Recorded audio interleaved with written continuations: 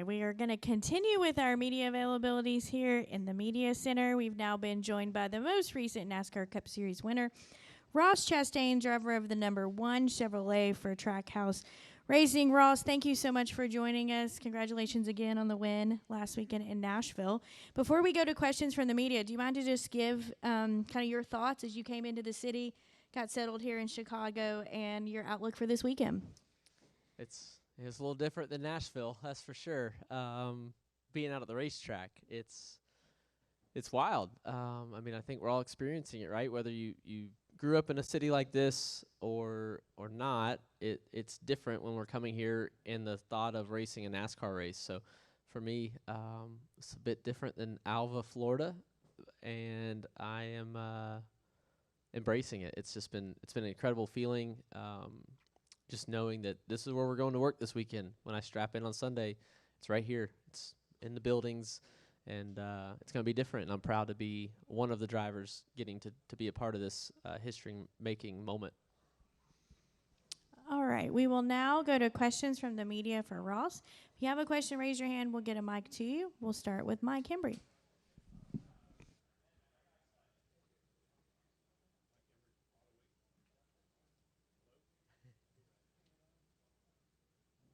Test. Mike Hembry, Auto Week. Speaking of different, big, heavy stock cars, street cores, never been tried before. Obviously, you haven't done it yet, but just the concept of that and the competition it might produce, what are you looking for? Yeah, so for me, Mike, it's about still naturally driving the car and attacking the track, but there's just no runoff. So in practice on these road courses, what I've found is I can overstep, spin out. It's okay in practice.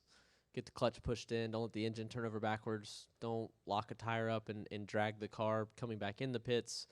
Don't hit a tire barrier. It's usually far enough away there's room to stop and slide and learn the limit. Here's not the case. There's no runoff. There is no room for error. So in talking with drivers and that have ran street races before with these tight walls, that's the biggest difference is virtually, and you can go and prepare and still attack and crash on our simulators, but when you get in the car, it's going to all close in, and that's what they keep saying. So I've just taken that approach that I know it's going to feel terrible as far as wall proximity, and knowing that I know the penalty in practice and qualifying and the race is really big, and it's right. The moment that I break traction, I'm not going to wonder if I'm going to hit the wall for very long because the wall is right there. So that's been the biggest thing is just mentally trying to balance aggression for lap time and penalty of overstepping that aggression and hitting the wall. That's really been my focus all week. Okay, we'll go to Nate.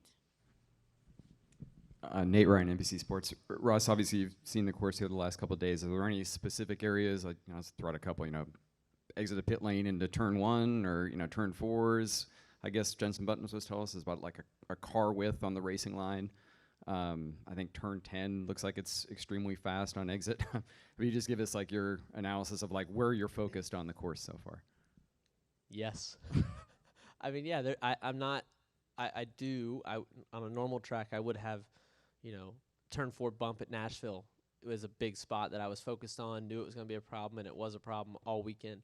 Here, I got 2 point some odd miles, 12 turns that I am focused on, that I'm really not putting any corners above the others until I drive the car. I'm not having any preconceived notions. I don't want to proactively think, oh, turn 4 is going to be tough. I know they're going to be tough. There's not going to be an easy turn on this track because of the no runoff. There's no room to run off and slow down and slide. So, no, I don't have anything right now. After practice, come back to me and I might have some, but I'm not putting any corners, any higher priority right now versus the others because I just don't know. And then quick follow-up, you've got your team owner also racing this weekend. How much do you think you'll be able to lean on him from what he learns Saturday, and what is that relationship like, I guess, when he goes from team owner to teammate? Is it a little bit different working with Justin that way? Yeah, I offered the spot for him. Politely, no one really took me up on that. it was really cool that the first time he drove the track in the simulator at GM, I was able to be there with him, with colleagues. So we both drove and got to compare to each other and compare our feedback, compare what we're feeling in the car, and then our driving styles. I leaned on Justin in the Xfinity Series starting in 2015, and when he was still racing part-time for road courses. So that's where our relationship really grew, was the years before that. When I got in the truck he was getting out of in 2011, we were just kind of just acquaintances that I bought some seats from. And I still remember the first time I met his wife, Erin, was knocking on their door to pay, had an envelope of cash to pay for the seats, and Justin wasn't there going to him, texting him actively over the years for advice on tracks, and then going to him when he was in the 42 Xfinity car. That all has continued through our boss, driver, employee, employer relationship, to the point where now we're back to just that driving relationship and we're buddies. So it was a crazy sim session of a lot of bouncing and not great driving. They evolved it after that, and I wasn't there for those sessions, but that was a really cool moment for me to get in and drive, and then have him get in and drive. He's a racer. That's the Justin Marks I know. Justin Marks, the team owner, I'm still learning to adapt to knowing him as that. I know him as the driver. He's just a highly renowned road horse racer, and a guy that I went to for advice, never knowing he was going to own a dang cup team and I was going to drive for it, and we were going to win 3 races together. So, once he gets on track, I'll be right there at his window net when he gets out to listen to him debrief with Alex Jans, his crew chief, and the colleague bunch. It's a group that I've worked with before, so I know that group well, and I talked to him a little bit about the dynamics over there, and help him get up to speed with them. All right, we'll go to a question for Kelly, and then Jerry, and then we'll come to Lee. Kelly.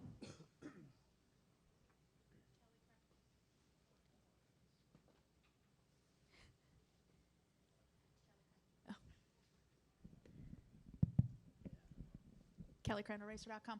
Ross, I was going to ask how closely you would have paid attention to the Xfinity race, but considering Justin is in it, I guess you were going to pay attention already. But how much do you think overall that race will get extra eyes from all of you in the Cup garage? Because it's really going to be kind of like the guinea pigs, right? Yeah, it would have been for sure at track, and it'll be radios on, listening. I don't normally do that unless I'm listening to a specific driver that maybe I'm paying attention to more, and I want to listen to how their dialogue is with their crew chief, right? See if they yell too much or something on the radio. SMT will be rolling. I'll have tablet up, watching different cars and seeing their lines, and then the race for sure, right? I'll have all that up for the race, but practice would have been highly focused for me. The cool part about Justin in adding that in was the sim work I just talked about, the prep work. Just listening, getting his feedback of how they're approaching it. It just helps, a small sliver, couple percent, 5% of my prep is guided by how he's doing it. I take everybody's opinion and I form my own. I take their prep and then I form what I think is my best prep.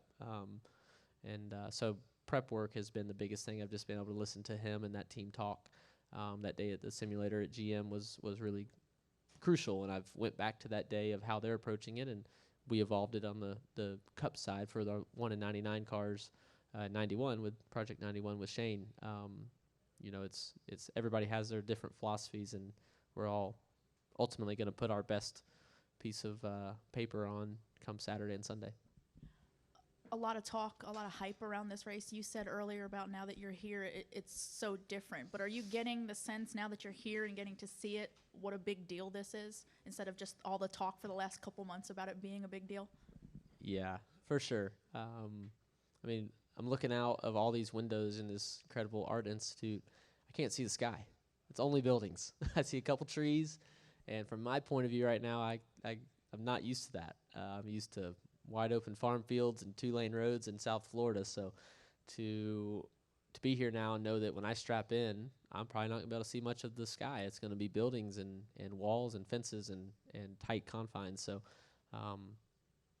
it's real. It's here, and I get to be a part of it.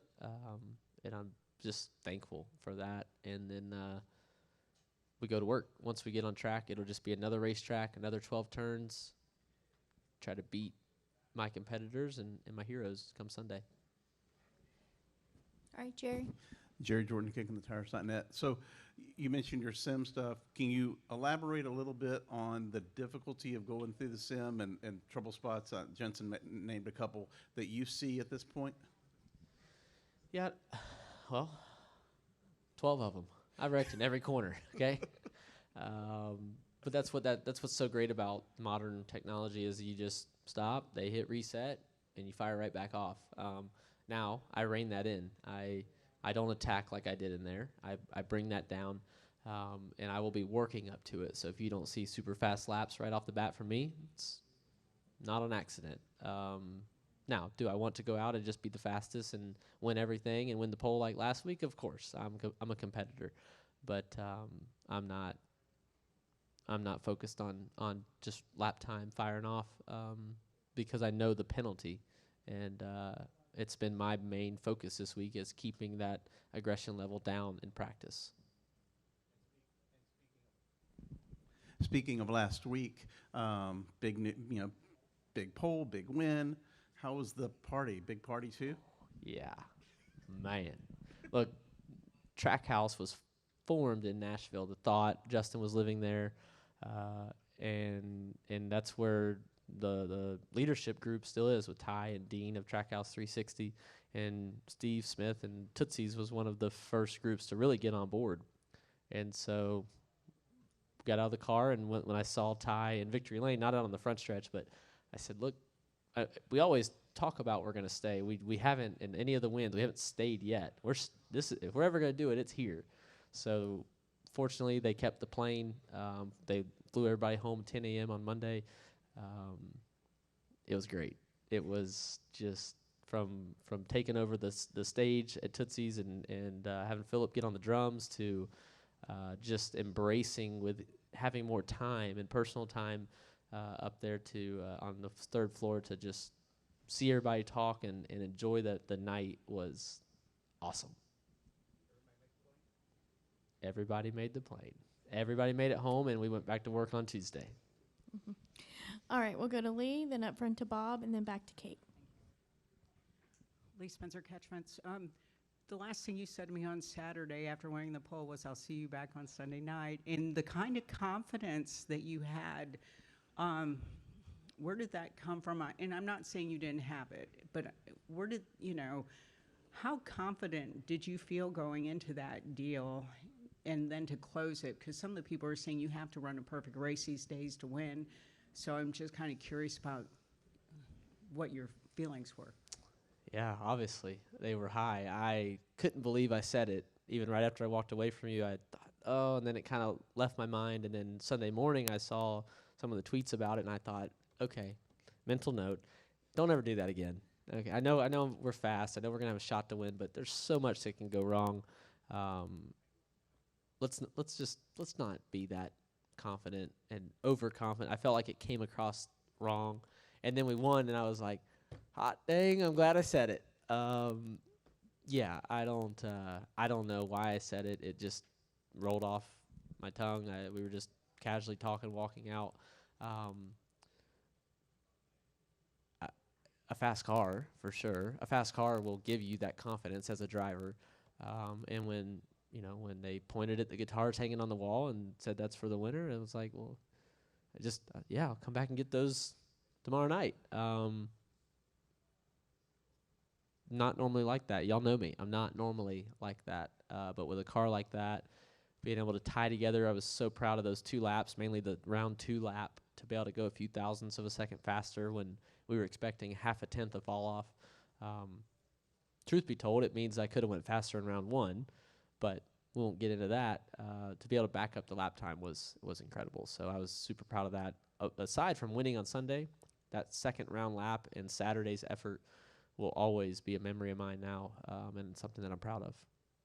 The relief that came from the win, now you and Phil can just kind of concentrate on the playoffs, pretty much. I mean, you're not going to give up the next, 9 races, I'm not saying that, but you can put your focus on the bigger prize, correct? We can, but we don't. We didn't change our approach. The only thing changed this week was we weren't productive on Monday, but we all got back to work on Tuesday, and it was a normal week. And as we've evolved as a team, last year after COTA, my week after the first win was crazy with more interviews, and we went more places and did more stuff than I've ever experienced. This year, and this first win of the year was much more regimented. I am thankful that my team gave me the time to prepare like I wanted to, gave me, the time to put into the process that we have and not be so scattered about the country and doing interviews and flying here, going there. I'm glad we did it the way we did it last year because it was great, but I wanted to focus on this week and the weeks coming up. So nothing changes. We don't take our right rear spring out this week and change it because we want to save it. Like, it's just we go as hard as we can, as fast as we can, and try to put together the best weeks because we're competitors, and that's what we do. All right, we're going to go to Bob. Bob Hockris, Fox Sports. Does having the win, knowing that you're in the playoffs with that win last week, does it make this week any easier or less stressful? It does. We're just trying to scrap up as many points as we can every week. So to have a 57-point day, almost perfect race last week, just feels good. Aside from the win, if we would have finished second and gotten 56 points, and it still feels, I don't know if that's how that works up there in the front, but 52. It still would feel good coming here, knowing we piled up that many just week to week. It's really easy to remember last week, not so easy to remember 10 weeks ago how many points we got. So, we want to have the most points. That's ultimately a great sign of a great team. So, no matter what, this weekend, yes, last week makes this week easier, but we're still going to put our best foot forward to run the, hopefully, 100th lap as far up as we can. All right, we're going to go Jordan. Then if I can get our microphone back to Kate in the back, and then we'll come up to Jeff as well. Go ahead, Jordan. Jordan Bianchi, The Athletic. This race, is it more track position? Is it more pitting for fresh tires and making sure that the tire wear isn't there? How do you manage it during the course of the day? I have no idea. I've heard and been told that it will gain grip and lap time throughout the weekend, that from wherever we start, it'll gain exponentially, and we're not sure with these cars how much more, but the track will naturally be faster with more rubber as we lay it down. So I don't know. I think fast cars are going to be up front. Somebody in a fast car is going to mess up qualifying, start in the back, and have to work their way forward. But a fast driver will pass. You'll be able to, if you can outbrake people, you'll pass them. If you can wrap them through these 90-degree turns, have less wheel in the car, and drive off the corner to their right rear or left rear quarter panel, depending on which corner it is, you'll have position. You'll be able to pass. So it's not going to be pleasant, but it never is. These are some of the best drivers and teams. They're really good at defending and maximizing their cars. And now with a car that we all have the same parts and pieces. We have the same chassis, body, suspension parts. We can choose our settings, but we're not manufacturing this stuff. So from the fastest car in qualifying to the slowest, I don't know where I'm going to stack up in that. I know I have the same parts and pieces. It's just about my team's, application of that stuff to make it go fast, and then me driving it. So I don't know what will be the key. I just know fast car, fast driver will ultimately prevail. Then typically in restarts, drivers tend to be very aggressive, see it as an opportunity to get positions. Here, restarts are expected to be chaotic, potentially problematic. So what is the balance for you then versus aggressive or backing off and letting everyone else basically kind of pile into each other, going into a corner and then passing them? Yeah, I know it's easy to sit here and say it, but fundamentally, like I talked about, rolling out in practice, I will be on the reserve side. I will attack my car, but I won't attack the track. I want to feel if I'm tight or loose or if I'm bouncing too much. I'm not going to go 2 seconds off the pace, but I might be lap one, but I'll work up to it. And then on the restarts and stuff, I just think we have, for me, I have so much more to gain by not being the aggressor. Will pay off. I'm not saying I'm going to just roll over and let people take advantage of me, but I want to be on the better end, walking out of here with opinions of other drivers, and their thoughts about me. Then I want to be on the better end than the worse end. If it means a spot or two, I'll be honest. I'd rather be on the, I want to pay it forward a bit. Now that's not to say that I won't overshoot a brake zone. Some of the brake markers I think are hard to see. They're a unique design. They're not really bright. We'll see how that goes throughout the weekend if we change that. So if I miss my braking and I get into somebody, it's not saying I don't do something on accident, but I'm not gonna, maliciously go out and bulldoze through there. It's for me a conscious and mental effort to not be on the aggression side on a turn one dive bomb. Now, if I think I can pass somebody cleanly, I'm gonna do it. All right, we'll go to Kate and then back up to Jeff. Go ahead, Kate. Kate Wagner, Road and Track. I think this race is pretty emblematic that the sport is changing. Certainly has changed a lot since I started watching it as a little girl in the 90s. And I was wondering, what you think about that, not only about this race in this big city and what it means for the fans, but also, you're a really exciting driver. When I said I'm covering the race, my friend's like, hey, is that guy who did the turn, going to be there? And I said, yeah. He's like, whoa, I'm going to watch it. So what do you think about that as someone who's real up and coming in the sport? I'm proud to be a bright spot for new fans, and hopefully we're a team that new fans can attach onto and grow with us. We're a new team. This is year 3, year 2 of how we really know it, of Trackhouse and standing on our own 2 feet. We're here for all the new fans and existing fans that want to transition over. Whether you're a fan of us or not, though, I'm glad we're providing some highlights and some good content for the world we live in. Whether it's the Hail Melon or winning at Nashville, more the merrier on the Trackhouse wagon. All right, Jeff.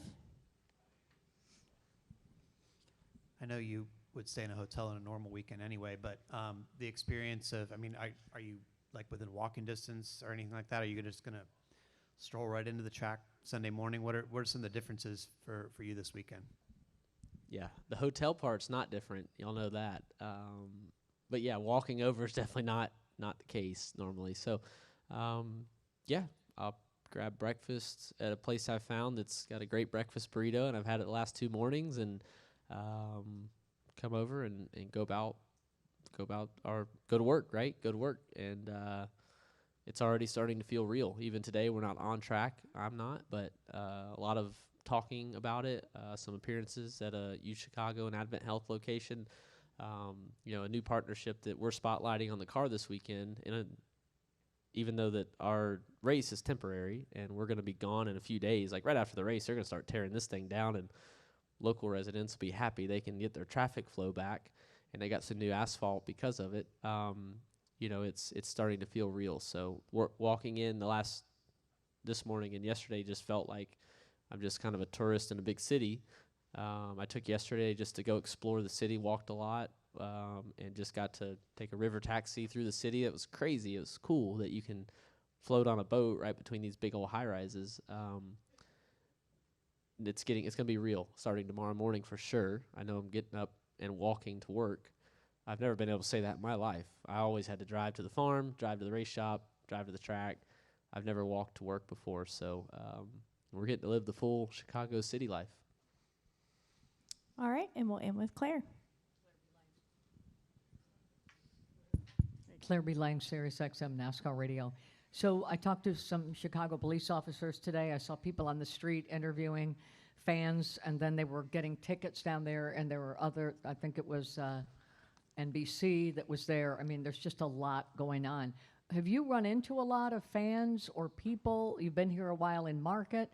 What sort of reaction are you getting, or any interesting stories of who you've run into who might know you? Yeah, so we went and just walked yesterday from our hotel to Navy Pier. Just wanted to experience the walk along the bay and the water and along the city part of it, and it's like a 30-minute walk, and we just wanted to do that. I'm a NASCAR driver. Of course, just what I pulled out of my bag without even thinking about it was a full Advent Health Trackhouse Chevy like T-shirt, workout shirt. I didn't even think about it. And we get out to Navy Pier, and this guy's like, NASCAR? Doesn't say NASCAR on it, but somehow he could tell. And I'm like, yeah, man, we're racing. He's like, I heard about that. I'm just visiting, but yeah, we don't fly out till Monday. I think we're going to try to come over. And I was like, yeah, you definitely should. And he's like, they've never done. He had no idea who I was, but he just saw my shirt and took it. Somehow he knew enough about NASCAR, and he's like, we're going to take the family. So that was really neat. I didn't tell him who I was. He didn't ask. I just think I sold 4 more tickets. He had 2 kids and his wife there. I think I sold 4 more tickets. So I will, make sure I mention that to Mr. France that I'm out here hustling, not just on track. We're getting tickets sold, and yeah, that was a cool experience to get to be a part of. All right, Ross, we appreciate you spending some time with us. We appreciate you spending a little bit of extra time with us as well, and we wish you the best of luck this weekend. All right, thank y'all.